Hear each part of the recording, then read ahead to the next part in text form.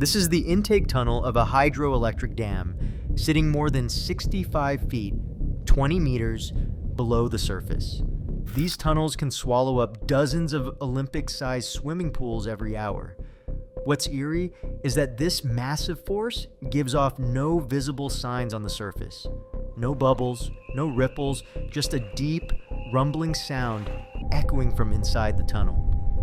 That sound alone should be enough to make anyone stay far away. But in 2024, two divers decided to get a closer look. Just a few feet from the opening, they vanished in an instant. What was supposed to be a calm day of exploration quickly turned into a nightmare that launched a full-scale search involving over 10 investigators and even a helicopter. Welcome to the channel today. We're diving into the story to uncover what happened and, most importantly, how it ended.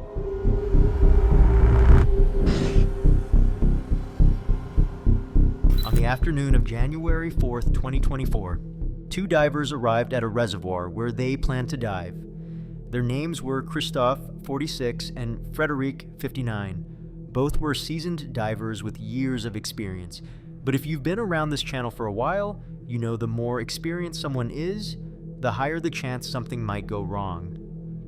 It might sound backwards, but I think it's because confidence can grow to a point where it blinds you to the risks. The place they went to was the Platte Tile Reservoir in southern Belgium. The reservoir covers about 1.5 square miles, 4 square kilometers, and is the largest artificial lake in Belgium. It's surrounded by a thick forest and connected to 4 smaller reservoirs. At its center sits a massive concrete dam, nearly 2,600 feet, 800 meters long, built almost 300 years ago. That dam holds back an enormous volume of water and powers a large hydroelectric pumping station. The conditions that day weren't ideal for diving. The water was murky from recent rain, and the sky was gray with no sun in sight. This is exactly the kind of situation I mentioned before. A less confident diver would have taken one look and decided to skip the dive.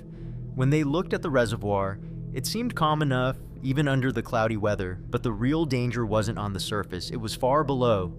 At the bottom of this lake lies a network of intake tunnels descending nearly 230 feet, 70 meters, channeling water to the turbines. These tunnels act like hidden arteries, pulling in millions of gallons with a force that can drag down anything that gets too close. When the system is active, a low hum from the turbines can be heard across the water, a distant, constant warning that something powerful is moving beneath. Every diver in the region knew the rule: never approach the intake zone when the turbines are running. Even near the surface, the suction can be deadly. That's why diving there is only allowed in controlled, supervised areas managed by local clubs. At around 5 p.m., they started their descent. Both were using diver propulsion vehicles, basically small underwater scooters that pulled divers through the water. The lake was cold and dense. Visibility was awful, but they kept going, trusting their experience. For a while, everything seemed fine, until a small mistake changed everything. No one knows exactly why they drifted off course. Maybe the noise from their scooters, the poor visibility, or just a moment of overconfidence that led them closer to the danger zone. Unfortunately, that tiny mistake made all the difference. They crossed the invisible line, separating the safe zone from the turbine intake area. Down there are no obvious warnings. The water looks calm, harmless even, but all it takes is one wrong direction, and everything shifts. First subtly, then violently, and that's exactly what happened. In an instant, the current started to pull. A second later, they had no control. The force of the flow was overwhelming. Both divers were dragged toward the suction tunnel, a massive opening built to move insane amounts of water. By the time they realized what was happening, it was already too late. They were caught in what's known as a delta P event, short for pressure differential. It's an invisible killer, responsible for many accidents in industrial diving.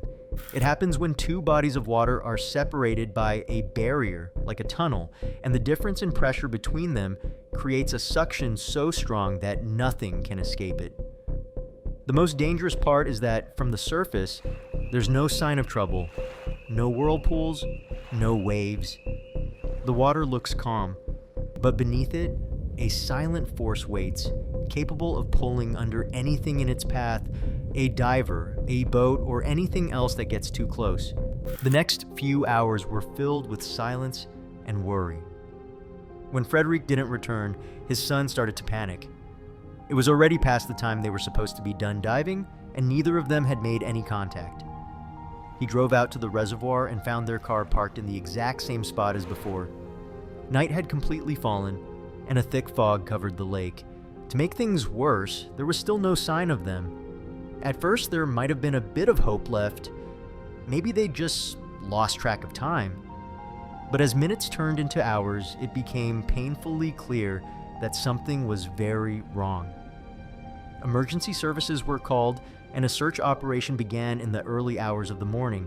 By the next day, the search had expanded. 10 professional divers were brought in to sweep the reservoir using sonar equipment and a helicopter equipped with a thermal camera, scanning from above for any signs of movement beneath the surface. But the weather wasn't on their side. Heavy rain from the past few days had stirred up the lake bed, making visibility almost zero in some areas. The surface currents were already strong, and below they were even more dangerous. Even the rescue divers, who were highly trained, struggled to keep control underwater. Many said they could feel the current trying to pull them down toward the dam. That alone made it clear. If Christophe and Frederick had crossed into the restricted zone, the chances of finding them alive were almost non-existent. On the night of January 5th, more than 24 hours after they'd gone missing, the first real signs appeared. Some of their gear was found floating near the dam zone: vests, oxygen tanks, and broken pieces of their propulsion vehicles. None of that equipment should have come loose. The fact that it was separated and damaged meant something violent had happened down there. The search teams focused their efforts near the turbine area, the most dangerous part of the lake. If the current had pulled them in, that's where their journey would have ended. And around 12:30 p.m. on January 6th, the worst was confirmed. One of the bodies was found near the base of the dam, so badly damaged that identification wasn't immediately possible. Shortly after, a second body was discovered nearly 1.5 miles, 2 kilometers downstream, caught on the riverbank where the water flowed out. Scattered around were pieces of shattered equipment, their mini-sub, oxygen tanks, propellers. The sheer power that tore everything apart left no doubt about what had happened. The autopsy results confirmed the inevitable. Christophe and Frederick had been pulled into the powerful currents forming at the turbine inlets, destroying their gear and leaving no chance of escape. At the Platile Reservoir, 2 of the 3 turbines were active at the time of their dive. That created an extremely strong suction field, unseen but deadly. When the 2 divers got too close, they were caught in that pressure differential and dragged down with a force no one could fight. Their propulsion vehicles were useless, and their oxygen tanks were crushed against the internal systems of the dam. It's still unclear whether they knew the turbines were running or if they simply underestimated the safe distance. Either way, one small miscalculation was all it took to cross a line that no one comes back from. Divers who took part in the search later said that even in controlled areas, they could still feel the pull of the current, a constant reminder that the lake hides forces that can't be seen or beaten. Sadly, the story of Christophe and Frederick isn't the first of its kind, and it likely won't be the last. Delta P remains one of the most feared and deadly hazards in diving all around the world. That's it for today's video, guys. Hope you liked it, and if you did, you'll probably enjoy the one showing up on your screen right now. Thanks so much for watching until the end, and I'll see you all in the next one.